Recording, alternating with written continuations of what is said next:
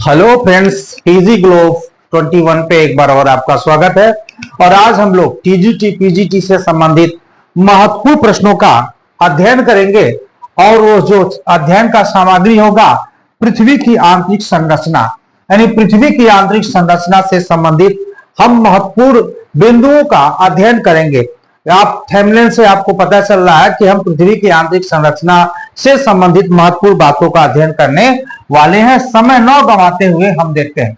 ये देखिए, पृथ्वी का एक आंतरिक स्वरूप यहाँ पे बनाया गया है और इसी को हम समझने वाले हैं।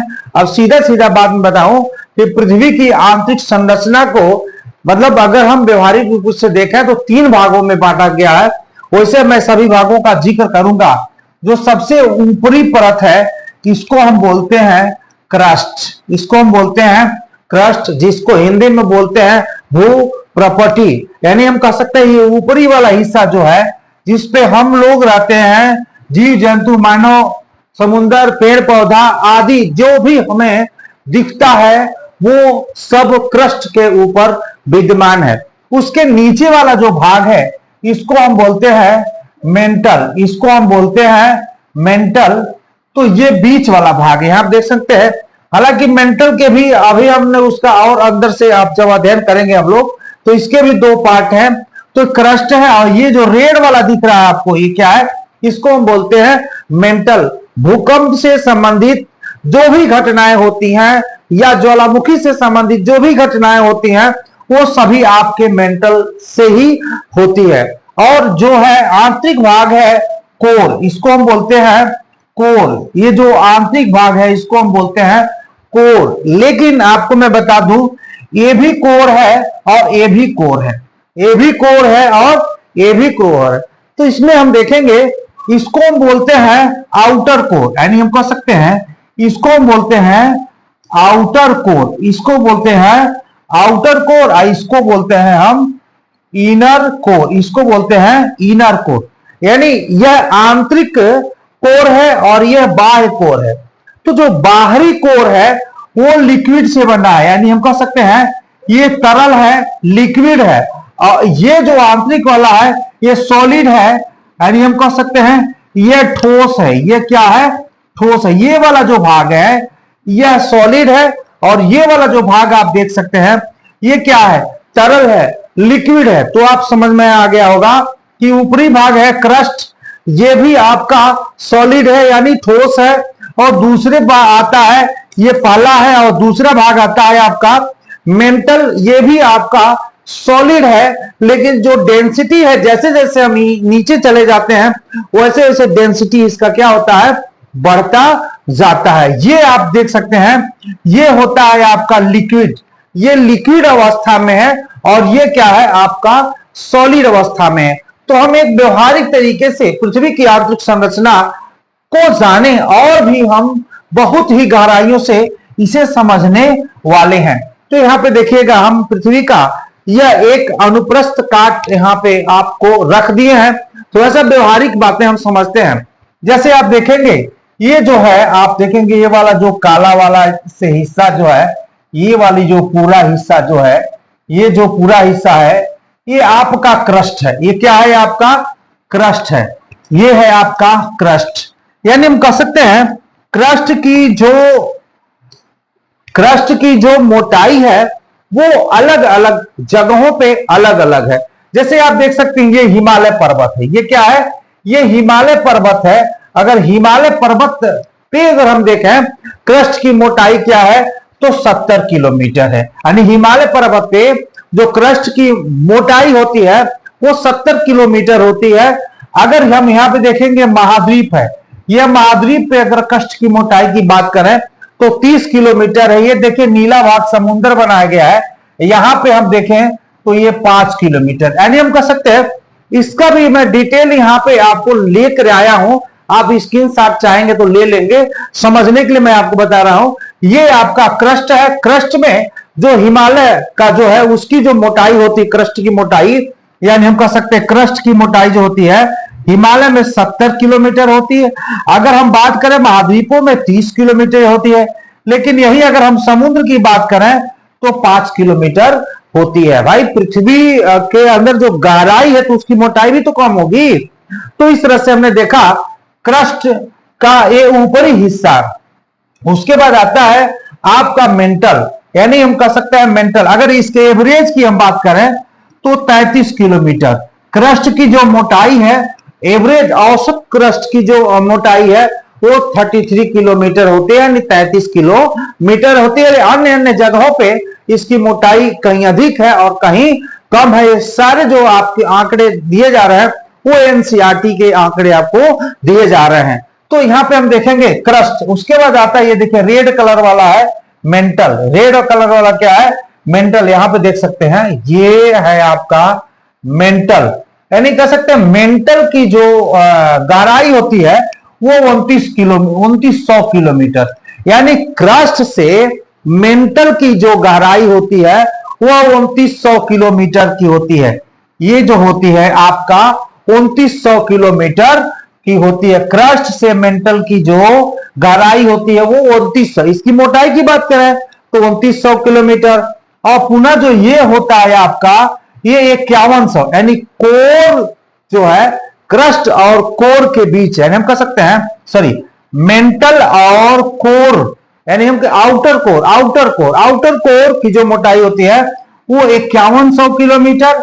लेकिन यहां तक जब जाते हैं यहां तक तो 6378 किलोमीटर होती है। यानी हम कह सकते हैं कि जो क्रस्ट की मोटाई आप देखेंगे औसत मोटाई 33 किलोमीटर और जगह जगह पे उसकी मोटाई अलग अलग होती है। वो क्रस्ट के बाद जो मेंटल की मोटाई होती है वो 2900 किलोमीटर होती है और मेंटल के बाद जो आउटर कोर की मोटाई होती है वो 5100 किलोमीटर तक आउटर कोर, उसके बाद 6378 किलोमीटर तक इनर कोर आपको देखने को मिलेगा। आइए हम इसको समझने का प्रयास। आप देखिए ये पृथ्वी की आंतरिक संरचना को हम इतने लेयर में बांटे हैं। यहां पे आप देख सकते हैं पृथ्वी की आंतरिक संरचना का एक लेयर बता दें, ये ही बहुत महत्वपूर्ण है और इसे समझने के लिए हमें बहुत ज्यादा पढ़ना पड़ेगा, खोजना पड़ेगा। इसलिए हम सालिक तरीके से यहां पे आपको हम लेकर के आए पृथ्वी की आंतरिक संरचना। यहां पे देखेंगे ये आपका जो है यहां से यहां तक, हम कह सकते हैं यहां से यहां तक, इसको मैं जरा कलर चेंज कर दूं। ये जो यहां से यहां तक आप देख सकते हैं इसको बोलते हैं क्रस्ट, इसको बोलते हैं क्रस्ट, इसको हम बोलते हैं, यानी हम आप पूरा ये लाइन आपका है क्रस्ट। समझने का प्रयास करिएगा, ये पूरा लाइन, यानी हम कह सकते हैं यहां से यहां तक ये पूरा लाइन क्या है आपका क्रस्ट। पहले ये समझिए। और क्रस्ट से आपका ये यहां तक है आपका मेंटल और ये मेंटल के बाद ये पूरा भाग है आपका कोर, ये भाग है आपका कोर और ये भाग है आपका मेंटल। क्या है? मेंटल। समझ में आ रहा होगा। क्रस्ट, मेंटल और कोर, ये तीन बातें आप समझिएगा। लेकिन आपको मैं बता दूं इस क्रस्ट और मेंटल, यहां देखिएगा ये वाला हिस्सा है, ये वाला जो हिस्सा है, हम कह सकते हैं ये वाला जो हिस्सा है, ये वाला जो हिस्सा है ये क्या है? ये क्रस्ट और क्रस्ट है। और ये वाला जो हिस्सा आप देख सकते हैं, यानी हम कह सकते हैं यहां से यहां तक की अगर हम देखते हैं ये मेंटल है और यहां से अगर यहां तक की बात करते हैं तो ये क्या है आपका कोर है। तो क्रस्ट और मेंटल और क्या है कोर, ये तीन चीजें आपको समझ में आ गई होगी। और यहां पे देखिएगा क्रस्ट और मेंटल को भी दो भागों में बांट दिया गया है। क्रस्ट और मेंटल को दो भागों में बांट दिया गया है। लेकिन सबसे पहले मैं ये आपको बता दूं, यानी क्रस्ट और मेंटल को अलग करने वाली लाइन को क्या कहते हैं? यानी क्रस्ट हम कह सकते हैं कि अगर ऐसे मैं बना दूं, ये आपका है क्रस्ट और ये है आपका मेंटल, ये मेंटल। तो क्रस्ट और मेंटल को ये जो अलग करने वाली लाइन है, इस लाइन को आप क्या कहते हैं? तो ये लाइन आप देख सकते हैं, ये लाइन आप देख सकते हैं, इसे बोलते हैं मोहोरोविकिक। यानी कहीं कहीं आप मोहोरोविकिक भी देखने को लिखने को मिलेगा, लेकिन मोहोरोविकिक या मोहो अशांतत्य के भी नाम से जानते हैं। जो मोहोरोविकिक है यह एक वैज्ञानिक है, इन्होंने क्रस्ट और मेंटल को अलग किया है। यानी यहां से मेंटल है और यहां तक आपका क्रस्ट है, तो क्रस्ट और मेंटल को अलग करने वाली लाइन को बोलते हैं मोहोरोविकिक या मोहो अशांत। या और उसके बाद देखते हैं, ये जो क्रस्ट है, क्रस्ट भी दो भागों में बांटा हुआ है, आउटर क्रस्ट और इनर क्रस्ट। आउटर क्रस्ट और इनर क्रस्ट, तो देखिए आउटर क्रस्ट और इनर क्रस्ट के देखिए देख सकते हैं कि यह लाइन अलग कर रही है। यानी आउटर क्रस्ट और इनर क्रस्ट को ये लाइन देख सकते हैं, आपको एक लाइन बन रही है, अलग कर रही है। यानी आउटर को इनर से अलग करती है क्रस्ट, उसको बोलते हैं कॉनरेड लाइन, उसको बोलते हैं हम कॉनरेड लाइन। यानी हम कह सकते हैं क्रस्ट भी दो भागों में बटा हुआ है, आउटर क्रस्ट और इनर क्रस्ट। तो आउटर क्रस्ट और इनर क्रस्ट को अलग करने वाली लाइन जो होती है वह होती है कॉनरेड लाइन। कॉनरेड लाइन, यहां पे दो चीजें समझ में आ गया होगा कि यहां पे क्रस्ट और मेंटल को अलग करने वाली लाइन जो है मोहोरोविकिक है, और हम कह सकते हैं कि क्रस्ट को इनर और आउटर से अलग करने वाली लाइन को हम बोलते हैं कॉनरेड लाइन। अब यहां पे देखेंगे ये आपका एक जो बैंगनी कलर का एक लाइन आपको खींचा हुआ दिख रहा है। मैं आपको बताया कि यहां से यहां तक ये मेंटल है, ये पूरा मेंटल है। मेंटल की गहराई जो है 2900 किलोमीटर तक, मेंटल की गहराई कहां तक है, 2900 किलोमीटर तक है। और उसके बाद है आपका कोर, यानी हम कह सकते हैं आउटर कोर जो है वो ये 5100 किलोमीटर है, और ये है 6378 किलोमीटर। और ये आप देख सकते हैं यहां से यहां तक की जो गहराई होती है वो 2900 किलोमीटर की होती है। और ये अलग अलग जगहों पे और एवरेज भी, यानी क्रस्ट की टोटल मोटाई हम कह सकते हैं 100 किलोमीटर, लेकिन अलग अलग जगहों पे अलग अलग है। और एवरेज जब हम देखते हैं तो वह 35 किलोमीटर के एवरेज में आता है। तो आप देखेंगे कि यह मेंटल आउटर मेंटल है, ये वाला जो हिस्सा है ये क्या है, आउटर मेंटल है। ये वाला हिस्सा क्या है आपका, आउटर मेंटल है। तो आउटर मेंटल और इनर मेंटल, ये जो वाला हिस्सा जो है आपका, आप कह सकते हैं ये वाला जो हिस्सा, यानी हम कह सकते हैं कि ये वाला जो हिस्सा है, ये वाला हिस्सा ये इनर मेंटल है। ये कौन सा मेंटल है, इनर मेंटल। तो आउटर मेंटल और इनर मेंटल को अलग करने वाली जो लाइन होती है इसको बोलते हैं एस्थेनोस्फेयर या जो है रेप्टिलाइन, यानी रेप्टिलाइन, यानी एस्थेनोस्फेयर या इसको बोलते हैं जो है रेप्टिलाइन। हम कह सकते हैं कि आउटर मेंटल और इनर मेंटल को अलग करने वाली जो लाइन होती है उसको बोलते हैं एस्थेनोस्फेयर अथवा रेप्टिलाइन बोलते हैं, रेप्टिलाइन बोलते हैं। ये जो लाइन है आपका, ये एस्थेनोस्फेयर या रेप्टिलाइन के नाम से इसको हम जानते हैं। ये क्या होता है, आउटर मेंटल और इनर मेंटल को अलग करने वाली लाइन को एस्थेनोस्फेयर अथवा रेप्टिलाइन के नाम से हम इसको जानते हैं। ये भी एक विद्वान का नाम है। अब बात करते हैं, ये आप देख सकते हैं, ये यहां पे थोड़ा सा अलग कलर हम ले लें। यहां पे ये जो लाइन आप देख सकते हैं, ये जो लाइन है ये क्या है, यानी मेंटल को कोर से अलग करने वाली लाइन।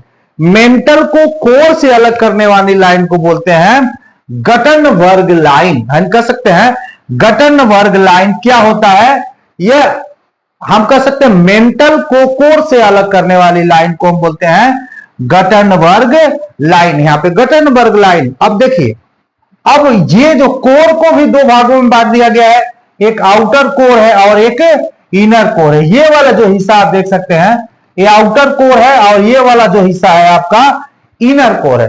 आउटर कोर क्या होता है, वो लिक्विड में होता है। आउटर कोर क्या होता है, हम कह सकते हैं वो लिक्विड होता है, और इनर कोर जो होता है वो सॉलिड होता है। इनर कोर कैसा होता है, वो सॉलिड होता है, ये सॉलिड होता है। ये वाला क्या होता है, सॉलिड, यानी हम कह सकते हैं ये ठोस होता है। लेकिन यहां पे समझने वाली बात है कि आउटर कोर और इनर कोर को ये एक अलग करने वाली लाइन है, ये एक अलग करने वाली एक लाइन है, और इस लाइन को क्या कहते हैं, हम कहते हैं लेहमैन लाइन। इसको हम बोलते हैं लेहमैन लाइन। आपको समझ में आ गया होगा। एक बात साफ साफ कह सकते हैं, क्रस्ट को दो भागों में, आउटर क्रस्ट और इनर क्रस्ट। आउटर क्रस्ट और इनर क्रस्ट को अलग करने वाली लाइन को हम बोलते हैं कॉन्ड्रेट लाइन। और उसके बाद आता है मेंटल। तो मेंटल भी दो भागों में बटा हुआ है, आउटर मेंटल और इनर मेंटल। आउटर मेंटल और इनर मेंटल। तो आउटर मेंटल और इनर मेंटल को अलग करने वाली लाइन को एस्थेनोस्फेयर या रेप्टिलाइन हम कहते हैं। उसके बाद आता है मेंटल और कोर। तो मेंटल और कोर को अलग करने वाली लाइन को हम गटनबर्ग लाइन कहते हैं, और ये आउटर मेंटल और इनर मेंटल को अलग करने वाली लाइन को हम लेहमैन लाइन कहते हैं। तो यहां पे बड़ी सरलता से आपको एक एक नंबर पूछेगा, और अगर नहीं पता है तो आप सॉलिड इसको आप बता नहीं सकते हैं। तो हम कह सकते हैं या 100 किलोमीटर तक हम क्रस्ट को मान लेते हैं। यहां से 2900 किलोमीटर, यानी टोटल ये 2900 किलोमीटर की मोटाई मेंटल की होती है, और आउटर कोर की मोटाई 2900 से 5100 किलोमीटर तक होती है, और 5100 से 6378 किलोमीटर इनर कोर की मोटाई होती है। सिया, सीमा और नीफे, सियाल, सीमा और नीफे, यानी जो सिलिकॉन एल्युमिनियम का बना हुआ है जिसको हम बोलते हैं सियाल, और ये जो सीमा होता है वह सियाल और मैग्नीशियम का बना होता है जिसको हम सीमा कहते हैं, और नीफे, नीफे मतलब निकिल और फेरियम का बना होता है जिसको हम बोलते हैं नीफिल, नीके। तो शेष महोदय के हिसाब से सियाल, सीमा, नीफे पृथ्वी की आंतरिक संरचना को बांटा गया है। आइए आगे हम चलते हैं इसे समझने का। यहां पे देखिएगा हमने वही चीजें क्लियर कर दिया है।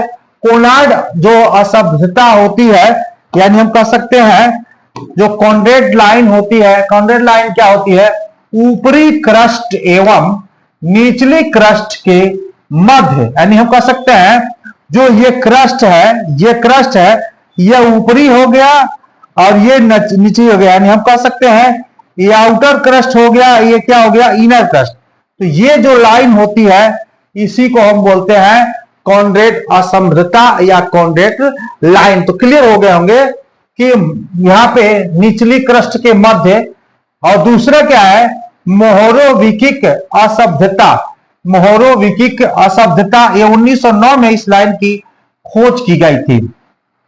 तो निचली क्रस्ट एवं ऊपरी मेंटल, ये निचला क्रस्ट का लाइन है, और ये है मेंटल का ऊपरी भाग है। ये जो लाइन है इसको मेंटल, यानी इसको अलग करने वाली लाइन को हम मोहरोविकिक कहते हैं। तीसरा रेप्टी शब्द का, यानी ऊपरी मेंटल एवं निचली मेंटल के मध्य, ऊपरी मेंटल एवं निचली मेंटल के मध्य हम कह सकते हैं यह ऊपरी मेंटल हो गया, और यह है आपका निचली, ये ऊपरी मेंटल हो गया, ये निचली मेंटल है, जिसको हम रेप्टी लाइन या स्टेनोस्फेयर के नाम से जानते हैं। आप देख सकते हैं यहाँ रेप्टी लाइन को या हम स्टेनोस्फेयर के नाम से जानते हैं। तो यहाँ पे तीन चीजें हम आपको समझाने का प्रयास किए हैं। गुटेनबर्ग असभ्यता, यानी गुटेनबर्ग लाइन क्या होता है, निचले मेंटल एवं बाह्य कोर के मध्य, निचले मेंटल एवं बाह्य कोर के मध्य जो लाइन खींची जाती है उसको हम बोलते हैं गुटेनबर्ग लाइन। और देखिए लेहमैन असभ्यता, जिसको हम कह सकते हैं लेहमैन लाइन, बाह्य एवं आंतरिक कोर, यानी हम कह सकते हैं ये जो कोर वाली हिस्सा होती है, ये कोर वाली, तो ये वाली जो लाइन होती है ये आउटर कोर, और क्या है ये इनर कोर को अलग करने वाली लाइन को बोलते हैं लेहमैन लाइन, लेहमैन लाइन। तो आप समझ में आ रहा होगा यानी हम यहाँ पे फिर एक बात आपको समझाने का प्रयास करते हैं।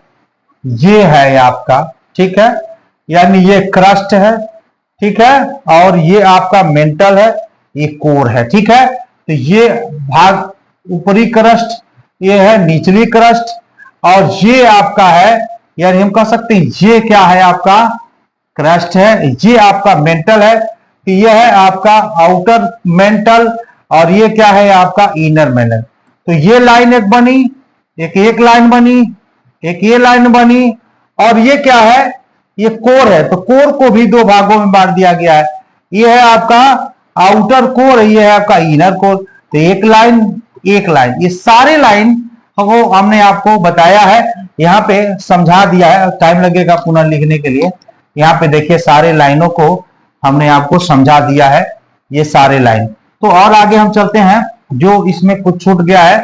अब देखते हैं भू प्रॉपर्टी यानी क्रस्ट हम कह सकते हैं क्रस्ट पृथ्वी का जो सबसे बाहरी भाग होता है, यानी हम कह सकते हैं ये पृथ्वी का जो सबसे बाहरी भाग होता है, इसी को हम बोलते हैं क्रस्ट। ये भंगुर यानी हम कह सकते हैं वो भुरभुरा टाइप में होता है, जिसमें जल्दी टूटने की प्रवृत्ति पाई जाती है, मैंने कमजोर परत की बनी होती है, ये जल्दी टूट जाती है। इसी को हम बोलते हैं भू प्रॉपर्टी, या इसको बोलते हैं क्रस्ट। महासागरों के नीचे 5 किलोमीटर और महाद्वीपों के नीचे 30 किलोमीटर और हिमालय के नीचे ये 70 किलोमीटर, जो अभी मैं आपको समझाया था।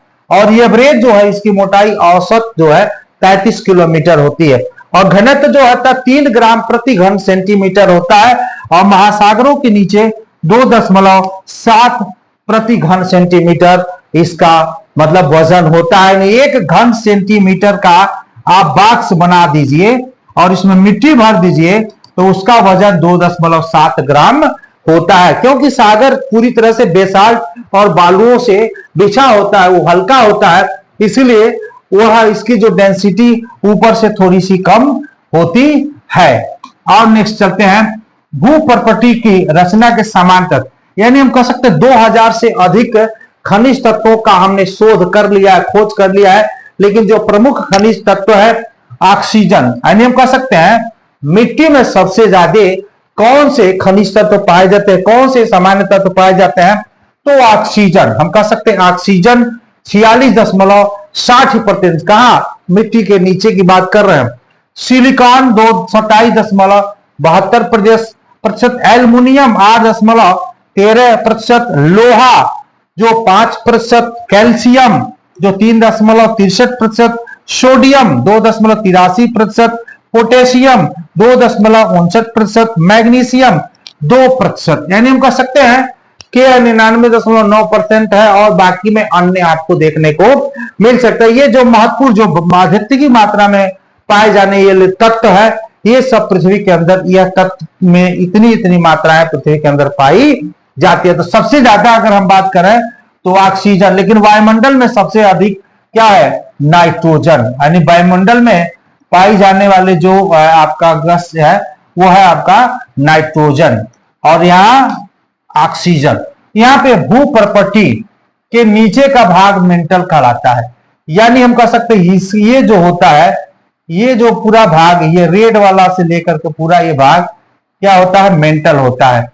यह मोहो अशांत, यानी हम कहते हैं डिस्कंटिन्यूटी से आरंभ होकर के 2900 किलोमीटर की गहराई तक पाया जाता है, यानी हम कह सकते हैं ये 2900 किलोमीटर तक की गहराई में पाया जाता है। ये 2900 किलोमीटर की गहराई में पाया जाता है, केवल मेंटल 2900 किलोमीटर की गहराई में पाया जाता है। मेंटल का ऊपरी भाग दुर्बलता मंडल, जरा इसको समझने का प्रयास करिएगा। जो मेंटल होता है, जहां हम केवल मेंटल की बात करते हैं, तो मेंटल का जो ऊपरी भाग होता है, ये वाला भाग होता है, इसको दुर्बलता मंडल कहते हैं, और इसको इस मोटाई जो होती है 400 किलोमीटर होती है। देख सकते हैं इसका विस्तार जो होता है वो 400 किलोमीटर होता है। ये स्टेनोस्फीयर जिसको बोलते हैं, रेड वाला देख सकते हैं, ये रेड वाला होता है, इसको हम बोलते हैं स्टेनोस्फीयर, और इसकी मोटाई होती है 400 किलोमीटर। इसका घनत्व जो होता है 3.4 ग्राम प्रति घन सेंटीमीटर होता है।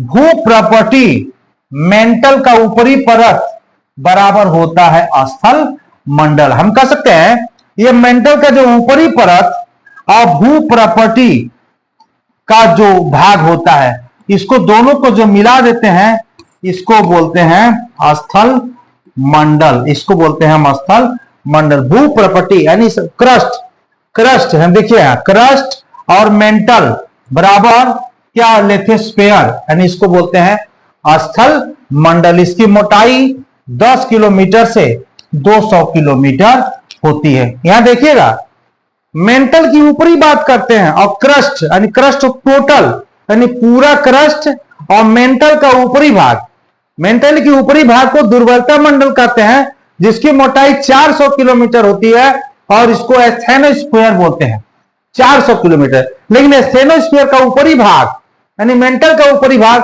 तो एस्थेनोस्फीयर है और एस्थेनोस्फीयर का भाग हम कह सकते हैं एक परत है और भू प्रॉपर्टी यानी क्रस्ट और मेंटल को जोड़ देंगे यानी मेंटल के ऊपरी भाग को जोड़ देंगे तो लिथोस्फीयर यानी इसको स्थल मंडल कहते हैं। स्थल मंडल की मोटाई जो होती है 10 से 200 किलोमीटर होती है। 10 कहां होता है, समुद्रों में उसकी मोटाई 10 किलोमीटर और 200 किलोमीटर की बात करें तो हम यहां पे 200 किलोमीटर हो सकता है। ये एस्थेनोस्फीयर यानी ये जो होता है इसकी मोटाई क्या होती है, ये जो रेड वाला है वो 400 किलोमीटर का, लेकिन ऊपरी हिस्सा वो क्रस्ट यानी हम कह सकते हैं इतना जो भाग होता है यानी यहां पे हम कह सकते हैं कि 200 किलोमीटर हो सकता है। यहां जो है यहां पे जो स्थलमंडल की मोटाई 200 किलोमीटर हो सकता है, लेकिन यहां पे क्या होता है 10 किलोमीटर भी हो सकता है। तो हमने आपको समझाया, यहां पे देखिएगा एक बार और समझ लीजिए। यानी हमने कहा कि जो क्रस्ट एवं मेंटल का ऊपरी भाग को लिथोस्फीयर बोलते हैं, इसको स्थल मंडल कहते हैं। इसकी मोटाई 10 से क्या होता है 200 किलोमीटर। अब आए हम कोर। कोर क्या होता है, कोर को समझने का हम प्रयास करते हैं। कोर, बाह्य कोर, जिसको आउटर कोर, आउटर कोर क्या होता है, यह तरल अवस्था में होता है।